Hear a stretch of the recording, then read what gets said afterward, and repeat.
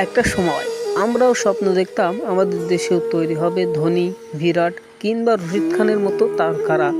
কিন্তু আজ ভারতে যখন 14 বছরের একটা ছেলে আইপিএলের আলোয় উঠে আসে, আমরা তখনও খুঁজি একটা মাঠ, একটা সুযোগ আর একটা সুস্থ সিস্টেমে। বাংলাদেশ ক্রিকেট হারিয়ে যাচ্ছে অসুস্থ সিস্টেমের কারণে। কেন বলছি এ কথা? তাহলে একটু থামুন। আমাদের দেশে ক্রিকেট একাডেমিগুলো একাডেমি নয়, যেন এক একটা টিউশন সেন্টার।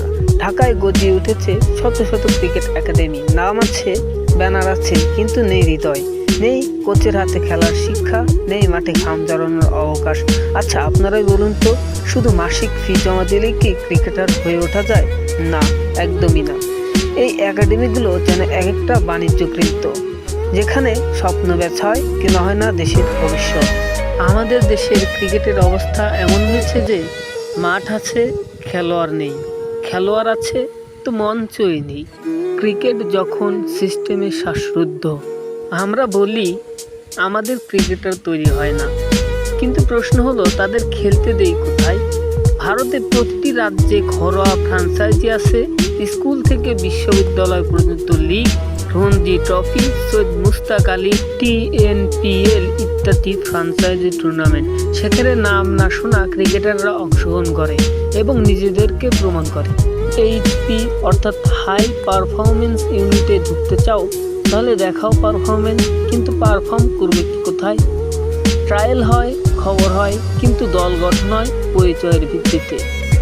গ্রামে যে ছেলেটা প্রতিদিন 6 ঘন্টা প্র্যাকটিস করে, তার সামনে শুধু দেয়াল আর দেয়াল।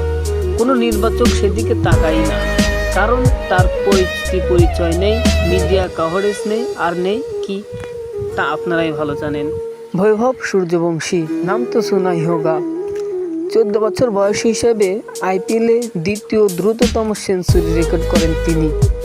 কিন্তু জানেন, তার পেছনে ছিল 4 বছর বয়স থেকে খেলার সুযোগ, বিভিন্ন ঘরোয়া টুর্নামেন্টে নিজেকে বারবার করে তোলার মঞ্চ।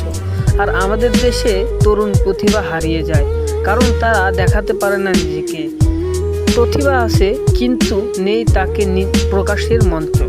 বাংলাদেশ ক্রিকেটের ব্যর্থতা আমাদেরকে হতাশ করে, কিন্তু এখনও সময় আছে বদলে দেওয়ার। ভিডিওটি ভালো লাগলে অবশ্যই লাইক করুন আর কমেন্ট করুন, আমি বাংলাদেশ ক্রিকেটকে বদলাতে চাই। আর পরবর্তী ভিডিওর জন্য সাবস্ক্রাইব করুন এবং বেল আইকন অন রাখুন। আজকের মতো বিদায় নিচ্ছি, সবাই ভালো থাকবেন, আল্লাহ হাফেজ।